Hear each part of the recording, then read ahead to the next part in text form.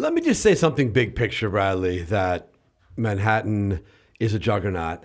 Manhattan and New York City have come roaring back in so many ways. 62 million tourists last year. I mean, if you go to Times Square, you can barely walk. Yeah. Subway ridership now over 4 million a day. Yep. Not quite pre-pandemic, but that's the big number, and it's going up. Yep. Jobs are now back to what we were pre-pandemic, probably a little bit above that. And try and get a seat at a restaurant in Manhattan, and it's packed. Yeah, right? It's competitive. It's a perfect symbol of our moment. Exactly. Because at the same time, amidst this prosperity, for so many New Yorkers, it's getting tougher and tougher just to meet basic essential needs. Nowhere is that more stark than housing. We are in the worst housing affordability crisis in New York City history. We're seeing average rents in Manhattan now above $5,000 per month. We're seeing bidding wars, not just on tables at expensive restaurants. We're seeing bidding wars on rental apartments. Now, New York is famous for bidding wars on co-ops and condos, but on rentals, and it's meaning that not just low-income New Yorkers, but working-class New Yorkers are losing out. They're not winning those bidding wars. Right, of course. So amidst this prosperity, it's getting tougher and tougher for a bus driver or a nurse or a teacher to afford housing in this borough or in the city. And for a low-income family or someone making minimum wage, like this is directly contributing to the homeless crisis. It's why people are in the shelters tonight, without a doubt.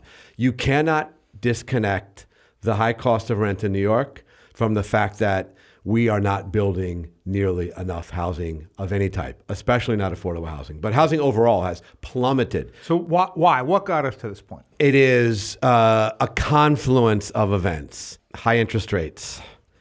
But that's a relatively recent Yes, it phenomenon. is. The expiration of a tax credit in New York City known as 421A, which it was put in place in the 80s to incentivize the production of rental housing. It expired a year and a half ago. But I think to your point about the longer term factors here, politics in New York City and Manhattan has largely been organized around the principle of opposing development. Often for good reasons. We didn't want a highway rammed through the West Village. Thank God Jane Jacobs won that fight. But it has, over the decades, morphed into something different, where any expansion of the housing stock now is often opposed, at least in specific cases. If you poll New Yorkers generically, of course they want more housing. Right. But as soon as you propose one project, then opponents come out. And is it the opponents coming out because they just don't want whatever would come with that project, noise, traffic, rats, whatever it is? Or is it that there's become somehow to be, in the same way that to be truly progressive now, you believe that to be anti-Israel, do you have to be sort of anti-housing and development to be a real progressive? A bunch of different political strains have come together on this. So in some cases, it's people who just don't want their view blocked or don't want the disruption or the extra people in the neighborhood. Sometimes it's a very ugly hostility to low-income people moving in, if it's affordable housing or supportive housing in a neighborhood that doesn't have a lot. But also, I think there's this narrative that's emerged that any privately developed housing is a bad thing. And that I think some of it is scars from this era of gentrification, where people really were pushed out.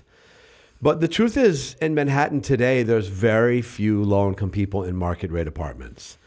And we have rent stabilization, we have public housing, we have home ownership, and the dynamics are different than they were 20 years ago.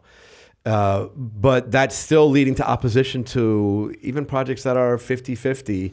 We had a project proposed for 145th Street in Lenox in Harlem about 2 years ago. Would have been 1,000 units, 500 affordable.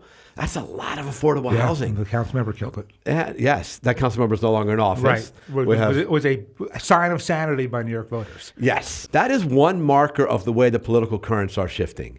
I think particularly for people under, say, 35, they're starting to connect the fact that housing is getting too hard to secure to the fact that we're not building enough.